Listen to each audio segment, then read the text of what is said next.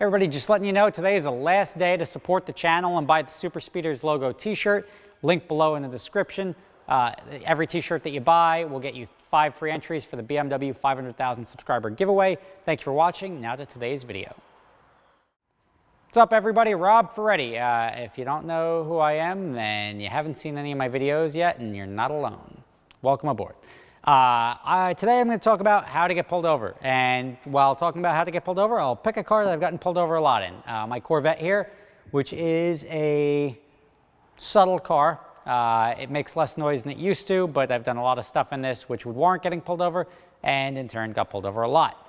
So what's the right way to get pulled over is the question you would ask yourself, because I've seen a lot of stuff, and even if I had a police officer here who would say, don't do this, don't do this, don't do this. Let me tell you from a police officer's perspective how you should pull over. Ideally, what you'll do is once you have a cop behind you, obviously if you're going to run, then take off and don't pull over. But if you are going to pull over, the first thing you want to do, let's start here.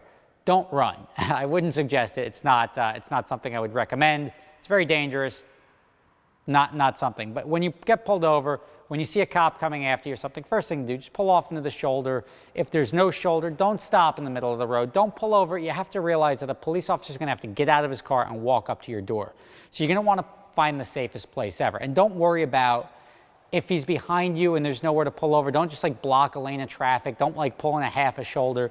Stick your hand out the window, acknowledge. You can use your hand to point where you're going to go if you're going to get off the next exit and pull over. I've done all of these things because I've been pulled over a lot.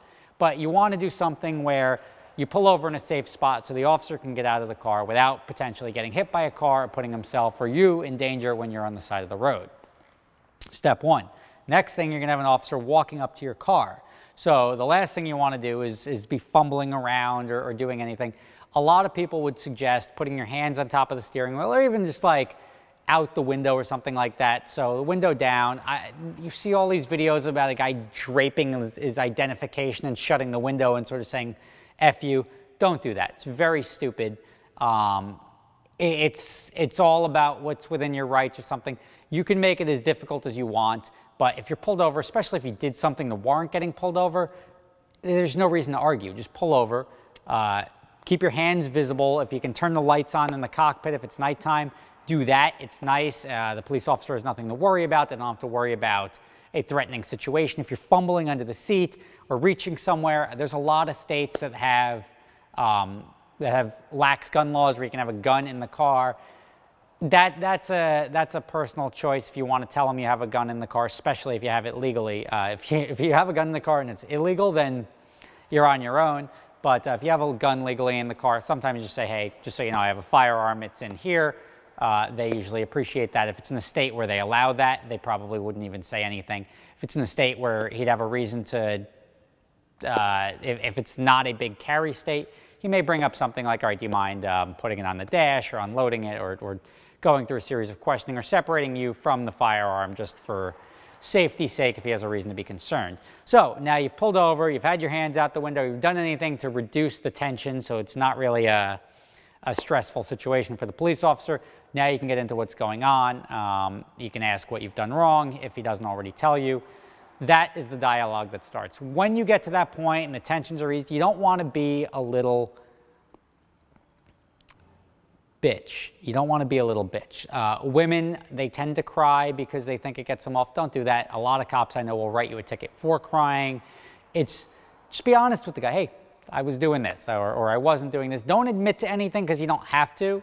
But if you make it a lightened atmosphere, you say, if what you're doing wasn't a big deal and you acknowledge that it wasn't a big deal and he sort of acknowledges it wasn't a big deal, he'll probably be fairly lenient on you. He's just doing his job. He's collecting the revenue that he's got to go out and collect while being paid to do so. So keep that in mind. Just make it transactional. Don't be nervous. There's nothing to really be nervous about. It's a ticket. So by pulling over, making it a non-stressful situation, doing so safely, you'll have a smoother experience. When you go to court, a lot of cops, after they write a ticket, will write notes on the back of the ticket. So when they go to court, they remember what happened, if you were a nice person or a not nice person, what you were doing, if he gave you a break on the side of the road already and dropped the speed down, anything like that.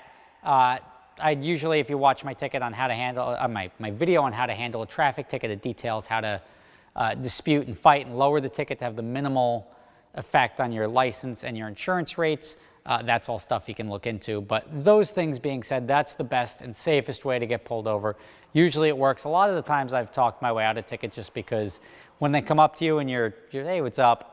If you have a PBA card or an FOP card or any of those cards that signify your friends or you support or you are related to police officers, they'll usually extend courtesy if it's a situation where you're not doing anything really wrong. And that's the best way to get pulled over.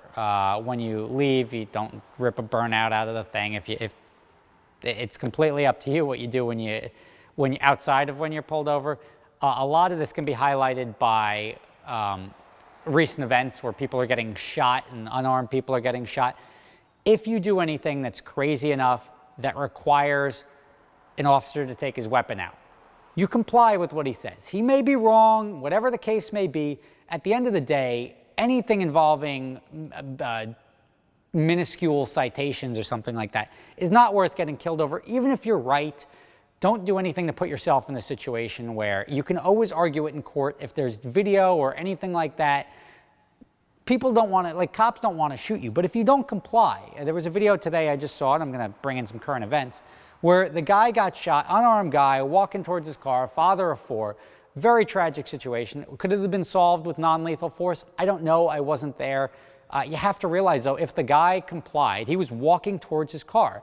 When you're walking towards your car and an officer has his gun drawn or multiple officers have their gun drawn, that's a time when you start listening, because the only thing that can happen now is bad things. So listen, get your handcuffs, get whatever you have. From an officer's point of view, if they have a gun drawn and you're not listening to them, the next thing you could do is you could pull a gun out of your waistband. You can, even if your hands are up here, you can easily grab a gun and start firing. All stuff you don't want to do. So if it ever escalates to that, which it should never over a traffic offense, and that's why if you tend to run or do something where you're not pulling over and not indicating your intentions to the officer prior to getting pulled over, the situation can escalate. That's the last thing you want to do when you get pulled over, is escalate the tensions in the situation. You want to make it easygoing, transactional, be off on your way, and move about your lives. So thank you guys for watching. Food for thought. Type your comments below. I'm sure some of that's got to be controversial enough where you can say whatever you want in the comments. That's your right as an American, or anywhere else, because this is YouTube, and YouTube is based out of America, so leave your comments below. Thank you for watching, and get pulled over safely. Good day.